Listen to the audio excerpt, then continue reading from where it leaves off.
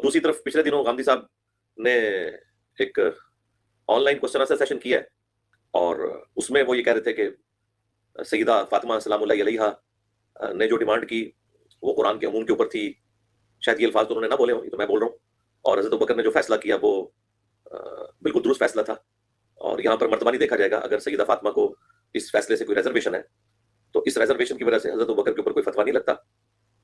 اگر سیدہ فاطمہ ان سے ناراض ہوئی ہیں، ہم نے تو قانون کو فالو کرنا ہے. بالکل آپ کی بات درست ہے، لیکن میں حیران ہوں کہ یہاں پہ غامدی صاحب کو کیوں نہیں یاد آیا کہ سیدہ فاطمہ کا جو مطالبہ تھا وہ تو قرآن کے مطابق تھا. یہاں پہ غامدی صاحب کو قرآن کیوں نہیں یاد آیا؟ حضرت ابوبکر صدیق نے کوئی قرآن تو پیش نہیں کیا مقابلے پر، انہوں نے تو حدیث پیش کی تھی. میں تو اسے دلیل بنا سکتا ہوں کیونکہ میں تو حدیث کو بھی حجت مانتا ہوں. تو ہم قرآن پاک کی آیات میں استثناء احادیث کی روشنی میں مانتے ہیں. تو یہ ان کے لیے پھر اب ایک چیلنجنگ صورتحال ہے، اس کو ایڈریس کریں. ان کے اسٹوڈنٹس کا کام ہے کہ وہ ان تک یہ بات پہنچائیں. شخص میری طرح غامدی صاحب کی اس فکر سے ابھی متعارف ہوا ہے تو اس کے ذہن کے اندر ایک سوال ابھی بھی پیدا ہو رہا ہے کہ جس بنیاد پر سیدنا ابوبکر صدیق رضی اللہ تعالی عنہ نے سیدہ فاطمہ کے مطالبے کو قبول نہیں کیا تھا، وہ ایک خبر واحد تھی کہ انبیاء کی وراثت تقسیم نہیں کی جاتی. تو سوال یہ ہے کہ آپ کے مکتبہ فکر کے اندر تو یہ چیز اصول میں بیان کی جاتی ہے کہ خبر واحد جو ہے وہ دین کے کسی حکم کی تخصیص نہیں کر سکتی. تو پھر سیدنا ابوبکر صدیق رضی اللہ تعالی عنہ نے قرآن کے جو عمومی حکم تھا اس کو تخصیص کر کے یہ کیوں کہا کہ انبیاء کی وراثت تقسیم نہیں ہوا کرتی؟ جی بہت شکریہ جناب. یہ جو قضیہ ہے، اس قضیے میں سیدنا ابوبکر نے جو اقدامات کیے ہیں وہ حکمران کی حیثیت سے کیے ہیں. اب حکمران کی حیثیت سے ظاہری بات ہے 2-3 چیزیں ہیں جو ان سے متعلق ہوتی ہیں. پہلی یہ کہ کوئی بھی فیصلہ انہوں نے کرنا ہے وہ عدل و انصاف کی بنیاد پر ہونا چاہیے ہے. دوسری یہ کہ اگر شریعت نے کسی چیز کو مقرر کر دیا ہے تو وہ اس کی خلاف ورزی نہیں کر سکتے. یہ طے شدہ بات ہے. اگر وہ اس کی خلاف ورزی کریں گے تو عند اللہ بھی جواب دہ ہوں گے اور عند الناس بھی وہ اس کا جواب لوگ ان سے طلب کریں گے اور ان کو جواب دینا پڑے گا. اور اگر جواب نہیں آئے گا تو ایک رائے ایک اطلاقی معاملے میں ان کے بارے میں بنے گی کہ اس معاملے میں انہوں نے شریعت کے باب کے اندر جو ہدایات تھیں اس کو اس طرح سے پورا نہیں کیا. ایک احترام کے رشتے کے ساتھ، کیونکہ جو کچھ معلومات ہمیں مل رہی ہیں اس ماخذ تاریخ ہے، ہمارے سامنے سیدنا ابوبکر کا براہ راست موقف موجود نہیں ہے، تو احتیاط کے جذبے کے ساتھ جو بھی حکم لگانا ہے وہ ہونا چاہیے. اس کی میں کتنا سی مثال دیتا ہوں. مثال کے طور پہ قرآن مجید نے وراثت کے حصے مقرر کیے ہیں. ان حصوں میں میرے اور آپ کے لحاظ سے قرآن 2 ٹوک ہے، قطعی ہے، لیکن سیدنا عمر کی نسبت سے ہمیں بعض روایات ملتی ہیں جن میں ان کے اطلاقی فیصلوں میں قرآن کے دیے ہوئے قانون کو بظاہر ہماری نظر میں ملحوظ نہیں رکھا گیا. اب ہم اس میں کیا رویہ اپناتے ہیں؟ ہم یہ رویہ اپناتے ہیں کہ ساتھ آپ صلی اللہ علیہ وسلم کے جل قدر صحابہ ہیں، آپ صلی اللہ علیہ وسلم کے قرابت دار ہیں، دین کا فہم رکھتے ہیں، دین کے لیے لازوال بے مثل ان کی داستان حیات اور قربانیوں کے جذبے سے سرشار ایک پوری کی پوری روداد ہے. یہ ان کا مقام اور مرتبہ ہے. اس مقام اور مرتبے کی رعایت سے یہ جو تاریخ ہمیں بات بیان کر رہی ہے اگر یہ درست ہے، یعنی ان سابقوں اور لاحقوں کے ساتھ، اس کی وجہ کیا ہے کہ حکم لگانے میں اور آپ قطعی جگہ پر نہیں کھڑے ہوئے. تو اس صورت میں ہم یہ کہتے ہیں کہ ہماری نظر میں چونکہ وہ انسان تھے، انہوں نے ایک عملی اطلاقی شریعت کے معاملے میں ایک اجتہاد کیا، اس کو ہم درست نہیں سمجھتے. تو سیدنا ابوبکر نے اگر دین اور شریعت پر عمل درآمد کرتے ہوئے کسی معاملے کے اندر کوئی اقدام کیا ہے تو مسلمانوں میں سے ہر ایک کو، جس طرح ان کے عہد میں یہ کہنے کا حق تھا کہ سیدنا ابوبکر کا، خلیفہ اول کا یہ اقدام خلاف عدل ہے یا مثال کے طور پہ خلاف شریعت ہے، یہ حق آج تک باقی ہے. ہر شخص کے پاس یہ حق ہے کہ وہ اس حق کو استعمال کرے اور اپنے دلائل کو عزت کے ساتھ، وقار کے ساتھ، علمی استدلال کے رویے کے سامنے رکھتے ہوئے اور دین اور شریعت سے الگ کر کے دین اور شریعت کی ہدایات کو ایک تاریخی شخصیت کے اطلاقات کی روشنی میں تجزیہ کرتے ہوئے پیش کرنے کا وہ یہ حق رکھتا ہے. اس حق کو نہ اہل تشیع سے کوئی سلب کر سکتا ہے نہ کسی اور مکتبہ فکر کے لوگوں سے. جس طریقے سے کسی کو یہ کہنے کا حق ہے، اسی طریقے سے ایک دوسرے فریق کو اس کی توجیہ کا حق ہے، اور دوسرا فریق جب اس کی توجیہ کرے تو پھر اس فریق کو متون ٹھہرانا، اس کو منکر اور دشمن اہل بیت گرداننا اس لیے کہ وہ آپ کے استدلال پہ نہیں کھڑا، یہ خلاف علم رویہ ہے. اس رویے کی علم کی دنیا میں کوئی گنجائش نہیں ہے. یہ اختلافات اطلاقات کے اندر ہوتے ہیں. مسئلے کو سمجھانا چاہیے لوگوں کو حقیقت کے ساتھ. دیکھیے مسئلہ ہے کیا؟ مسئلہ یہ ہے کہ ایک حکمران وقت ہے، اس کے سامنے ایک سچویشن ہے، اس سچویشن میں قرآن مجید نے کچھ فیصلے کیے ہوئے ہیں. مثال کے طور پہ کہ پیغمبر کے گزر اوقات کیسے ہوں گے. جس وقت مسلمانوں کو فتوحات کا سلسلہ شروع ہوا، خیبر جیسی بڑی سلطنت یا بڑی ریاست یا بڑی علاقہ یا اراضی ان کو حاصل ہوئی، تو اس میں قرآن نے کچھ فیصلے کیے. مثال کے طور پہ کہ اس کا ایک حصہ رسالت مآب صلی اللہ علیہ وسلم اور آپ کے اعزہ کے لیے مقرر کر دیا گیا ہے، وقف کر دیا گیا ہے، اور اس کی ثوابدید کیا ہے؟ رسالت مآب صلی اللہ علیہ وسلم کی. اب رسالت مآب صلی اللہ علیہ وسلم کی خود 2 حیثیتیں ہیں، ایک بطور رسول کے اور ایک حاکم وقت کے. اب جو اراضیاں ملی ہیں وہ اراضیاں ملی کسے ہیں؟ ریاست کو ملی ہے. اب ریاست کو ملی ہے تو وہ بیت المال کا حصہ ہے، بیت المال کا حصہ ہے تو اس میں رسالت مآب صلی اللہ علیہ وسلم اپنی منصبی حیثیت کی رعایت سے قرآن مجید کی روشنی میں کچھ فیصلے صادر کر رہے ہیں، ان کی روشنی میں ان اراضیوں سے جو منفعت حاصل ہو رہی ہے وہ آپ کے اعزہ میں، آپ کے اہل بیت میں تقسیم ہو رہی ہے۔ یہ صورتحال ہے۔ اس صورتحال کے اندر سیدنا ابو بکر ایک فیصلہ کرتے ہیں۔ وہ فیصلہ ہے کیا؟ وہ فیصلہ یہ ہے کہ یہ جو ملکیتیں ہیں، یہ جو اراضیاں آئی ہیں، ان کی اونرشپ اصلاً کس کے پاس ہے؟ یہ اصلاً تنازع کا فیصلہ ہے جس پہ اختلاف ہوتا ہے۔ نہ انہوں نے مثال کے طور پہ اس کی منفعت کو اہل بیت تک پہنچانے میں کوئی کسر گوارہ رکھی، نہ ان کی نسبت سے کوئی اس طرح کی بات سامنے آتی ہے کہ جی آج کے بعد تو میں ان کو مثلا بھوکا مرتبہ چھوڑ دوں گا، یہ اپنے جائیں کمائیں کھائیں، میرا اور ریاست کا اور اہل بیت کے ساتھ ہمارے بیت المال کا کوئی تعلق نہیں۔ اس میں سے کوئی کام نہیں ہوا۔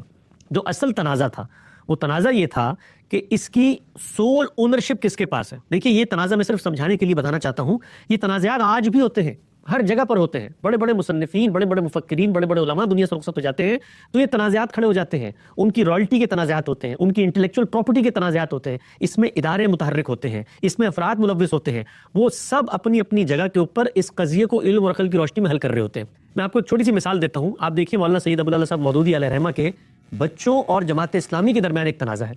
اس تنازع کو بھی اگر آپ حقیقت میں اتر کے دیکھیں تو آپ کو یہ بات دو چار کی طرح سمجھ میں آ جائے گی کہ یہاں پر ایسا نہیں ہے کہ ایک فریق کھڑا ہوا دوسرے کے اوپر ظلم کر رہا ہے، یہ ایک فریق جو ہے وہ غاصب ہو گیا اور دوسرا فریق جو ہے وہ مظلوم کی جگہ پر کھڑا ہوا ہے۔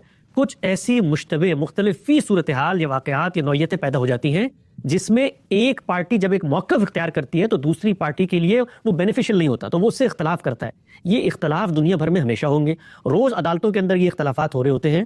تو یہ جو معاملہ ہے یہ رسول اللہ صلی اللہ علیہ وسلم کی ایک ایسی پراپرٹی کہیے جس کو اللہ نے اس کی منفعت کو آپ کے لیے ایک حصہ مقرر کر دیا ہے، ریاست اس کے ساتھ کیا معاملہ کرتی ہے اس پس منظر میں پیش آیا ہے۔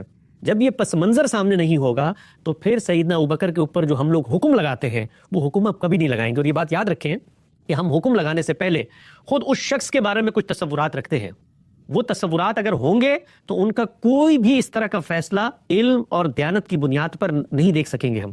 جب ہم مثال کے طور پر یہ کہیں گے کہ یہ وہ گروہ ہے صحابہ کا جو مثال کے طور پہ غاصبین کا گروہ ہے، جو اہل بیت سے اقتدار کو دھکیلنا چاہتا تھا، یہ قریش کے رؤساء ہیں جنہوں نے بے دخل کیا رسول اللہ صلی اللہ علیہ وسلم کے داماد کو، یہ ساری چیزیں جب آپ لے کر آئیں گے تو اس کے بعد جو تنازع ہے وہ تنازع آپ کبھی بھی میرٹ پر نہیں پرکھ سکتے۔ تو جو دوسرا نقطہ میں اپنے ساتھیوں کو، محبت کرنے والے طلبہ کو کمیونیکیٹ کرنا چاہتا ہوں وہ یہ کہ نوعیت معاملہ کو ہمیشہ میرٹ پہ پرکھیں، اور نوعیت معاملہ کے اندر جب جذبات شامل ہو جاتے ہیں تو اس کے اندر بہت سارے لوگ آ کر اپنا رول پلے کرتے ہیں۔ اس میں منافقین بھی رول پلے کرتے ہیں جو مسلمانوں کی شیرازہ بندی چاہتے ہیں، اس کے اندر وائزین بھی رول پلے کرتے ہیں جو واقعات کی بنیاد پر لوگوں کے جذبات کو ابھارتے ہیں، اس کے اندر وہ لوگ بھی رول پلے کرتے ہیں جو مثال کے طور پہ پورا کا پورا ایک تصور امامت اور خلافت اپنے ذہن میں رکھتے ہیں اور جن کی نظر میں یہ لوگ بتون ٹھہرنے چاہیے ہیں۔ تو یہ سب لوگ آ کے اپنا اپنا کردار ادا کرتے ہیں۔ اس میں قصے، کہانیاں، لغویات، باتیں جب آپ ان کو میرٹ پر تجزیہ کریں اور ان کے حقائق کو دریافت کرنے کی کوشش کریں تو کوئی بھی چیز پایا ثبوت تک حتمی طور پہ نہیں پہنچتی کہ ہم اس کی بنیاد پر کسی شخص کے اوپر اخلاقی کوئی حکم صادر کر سکیں۔ تو اس چیز کو ذہن میں رکھیں کہ یہ دنیاوی تنازعات ہوتے ہیں، ان کا دین سے کوئی تعلق نہیں ہے، اس کو وہاں پر جا کر حل کرنا ہے۔ تنازع کی نوعیتوں کو سمجھیں کہ تنازع یہ نہیں ہے کہ مسلمانوں کے جو خلفاء ہیں وہ ایک طرف تو علم اور اخلاق میں اتنے برتر ہیں، دوسرا رسول اللہ کے خاندان کے ساتھ ظلم اور عدوان کا بازار گرم کیے۔ یہ نوعیت نہیں ہے، نوعیت سول اونرشپ کی ہے۔ چونکہ وہ ریاست کے تحت ریاست کو ملے تھے، اب ریاست ان کے ساتھ کیا معاملہ کرے اس کے اوپر اختلاف ہوا ہے۔ یہ اختلاف آج بھی ہوگا، کل بھی ہوا ہے، آنے والے وقتوں میں کوئی مسلمان حکمران آتا ہے۔ آپ دیکھیے اس کی ایک اور مثال سواد عراق کی زمینیں، مسلمانوں کو سیدنا عمر کے دور میں لاکھوں ایکڑ زرعی اراضی حاصل ہوئی ہے فتوحات کے نتیجے میں، دنیا کی زرخیز ترین زمین ہے۔ خود صحابہ اکرام کے مابین اس کے اوپر اختلافات کی نوعیت کو آپ جان لیں، اس کے جو حاصلات ہے یا اس سے جو مال آتا ہے وہ کیسے خرچ ہوگا، وہ کس کی ملکیت میں ہوگا، اس کا حق کے تصرف کس کے پاس جانا چاہیے، ایک ایک معاملے میں اختلاف ہوتا ہے۔ تو اس طرح کے اختلافات سامنے آتے رہتے ہیں، ان میں کوئی حرج، کسی طرح کی کوئی ترمیم اور تبدیلی کی کوئی ضرورت نہیں ہے۔ لوگ آرا دیں گے، ان آرا پر آپ کو اختلاف کا حق ہے۔ آخری اور تیسری بات میں عرض کرنا چاہتا ہوں، اگر سیدنا ابوبکر کوئی دوسرا صحابی قرآن مجید میں بیان کردہ اصول سے مختلف کوئی بات بیان کرتا ہے تو اس کو قرآن کی روشنی میں پرکھا جانا چاہیے ہے۔ یہ دو ٹوک اصول ہے۔ مثال کے طور پہ وراثت کا ایک قانون اللہ نے بیان کیا ہے، وہ قانون بغیر کسی استثناء کے قرآن مجید میں بیان ہوا ہے۔ جس طریقے سے وہ قانون بیان ہوا ہے اس طریقے سے اس پر عمل درآمد کرنا ضروری ہے، لیکن اس کے ساتھ ساتھ خود قرآن مجید ہمیں بتاتا ہے کہ منصب رسالت کے ساتھ بعض استثناءات اور بعض ایسے امتحانات اور تقاضے ہیں ابتلا کے جو صرف رسول کے ساتھ خاص ہوتے ہیں، وہ بھی سامنے رکھنے چاہیے۔ مثال کے طور پر رسالت مآب صلی اللہ علیہ وسلم کے لیے، ہم سب کے لیے تو نمازیں قرآن نے 5 فرض کی ہیں، لیکن اللہ کے پیغمبر کے لیے 6 نمازیں فرض تھیں۔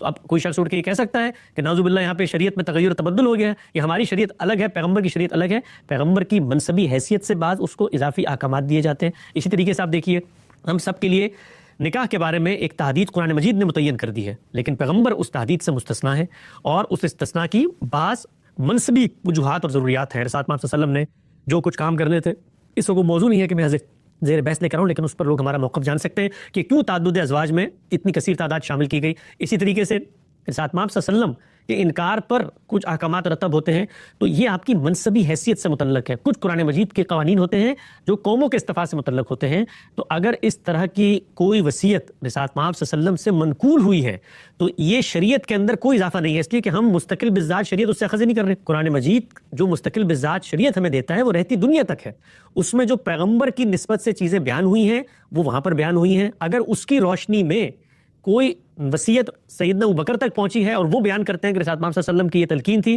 اس تلقین کو دیکھا جائے گا، کیا اس کا تعلق منصب رسالت سے تھا، کیا اس کا تعلق رسالت مآب صلی اللہ علیہ وسلم کے کسی پریکاشنری میجر کے طور پہ تھا، کسی فتنے سے بچنے کے لیے تھا۔ مثال کے طور پہ ہر شخص کو یہ وصیت کا اختیار حاصل ہے کہ وہ اپنی وراثت کے بارے میں کہہ دے کہ اس کو آپ سارا کا سارا دنیا میں اٹھا کے تقسیم کر دے گا، اس کو کوئی فتنے کا اندیشہ ہو۔ تو یہ سارے امکانات کو وہاں پر بھی ہمیں دیکھنا چاہیے ہے، اور اس کی روشنی میں سیدنا ابوبکر ہوں، سیدہ فاطمہ ہوں، ان کے پیش کردہ مقدمات کا تجزیہ و تحلیل کرنا چاہیے۔